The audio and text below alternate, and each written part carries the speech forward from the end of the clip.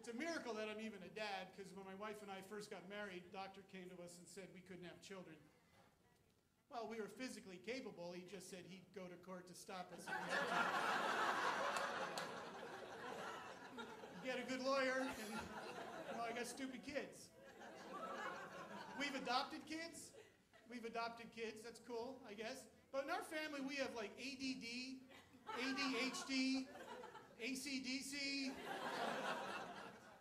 Asperger's, autism, all in my family. So my wife and I figured out it's just cheaper and easier to medicate us.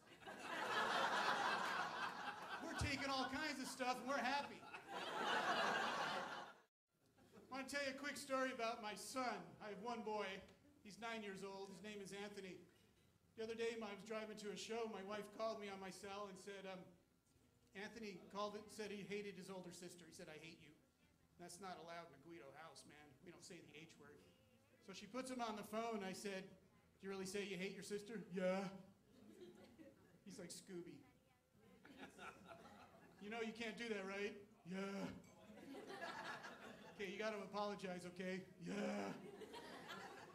So my wife calls me a couple hours later. I said, how'd he do? Did he apologize? She goes, well, sort of. He said, I'm sorry I hate you. That's my boy! But it's no better for women, because what about these shirts, the belly things, where the blubber is just out there for everyone to see? When the heck did that become attractive? You guys just go, oh, look at that blubber. That is hot blubber. I'm turned on by that blubber. I saw a woman the other day, the shirt's here, and the blubber, it was like a cascading blubber thing going over a dam. She had a diamond in her navel. You want to see that again, you have to mine it. And sometimes I see girls and women too with writing on their butts. Those pants that say stuff. It's like, I did my hair, I did my makeup, but I want your attention right here, because I wrote something there for you. There's a message. It's like your rear end's a billboard or something. Sometimes it'll say princess. How about excess? See the size of that thing? Man. And sometimes I have to say, can you stop walking? Because I can't read it.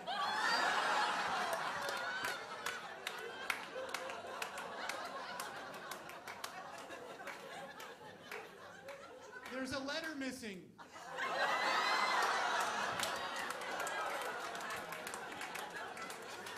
Now it's clear. Yeah, I love my dad, but he always had us on that $1 a year plan for our birthdays, even as adults. I turned 40. I get a check for $40. Ooh, party. I called him, hello, Dad. Yeah, thanks for that check. Woo! Hey, man, can't wait till I'm 50. That's nothing. It was worse for my sister. She had this really big religious experience, said she was born again last year. You guys are good. This year he sent her $1. You guys are awesome. That joke, it's a hard joke to some people. It is. I've done that joke, I swear, in some parts of the country, turn the crowd into the Stepford audience. Well, I don't get it. I'll be danged if I pay a cover charge and have to do math.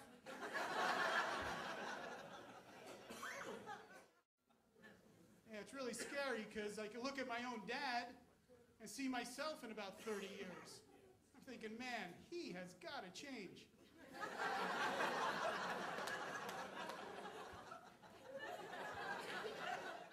I happen to have a really frustrating day myself. I played golf. Not done yet, I have to go back.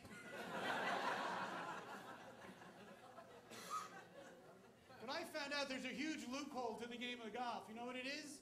They let you keep your own score. It's not like bowling where they put it up for the whole world to see. You know what I do? I just fill fill out my scorecard before I play. Hey, you're laughing. I'm getting better.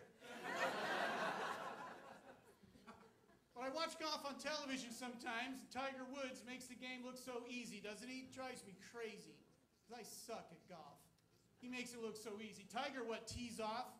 What does he drive the ball, 1,000, 2,000 yards? They have a camera on the ball, it's going through clouds. Bangs off a weather satellite. Comes down with postage from Japan on it. It follows the green, rolls and rolls with backspin. It ends up like 2 inches from the hole. Tiger's like this. I'm thoroughly amazed. Then the announcer will say this. That was a pretty nice shot for Tiger. Yeah, pretty nice shot for Tiger. You know what a nice shot to me is? I'm going to tell you. That's where I hit the ball and it lands on grass.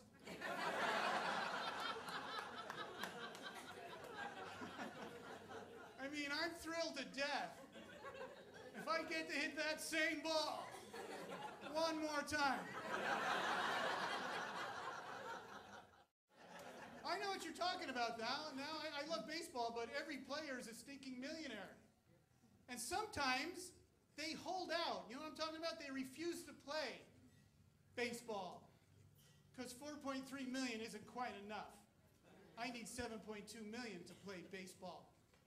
You know what, folks, the way I look at it, if I'm making any amount of money and the last word happens to be million,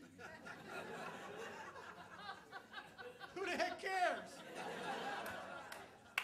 You go down to the bank, take out some cash under balance, it says, hey, don't worry about it. Just get in your Hummer and go home, dude. You're loaded.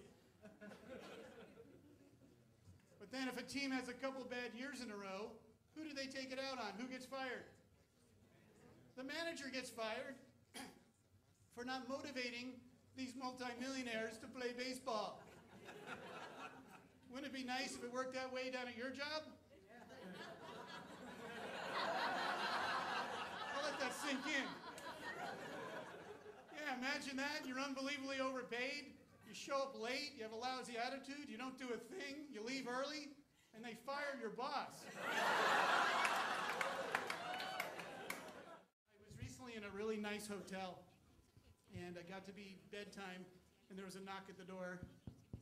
So I opened my door up a little crack. And there's a small person there. I think it was a midget. Just kidding. Small person there looking at me says, excuse me, can I turn down your bed? And you know what they want to do? They want to come in your room and pull down your covers for you. Like you can't do that yourself. Well, I did this one time. Knock at the door. Little person there says, excuse me, can I turn down your bed? And I was like, yeah. Where you been? I'm so tired.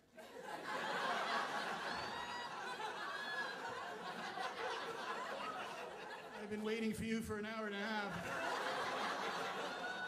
And sleeping on the floor till you got here. Ladies and gentlemen, thank you very much. It's my pleasure. Enjoy the rest of your evening.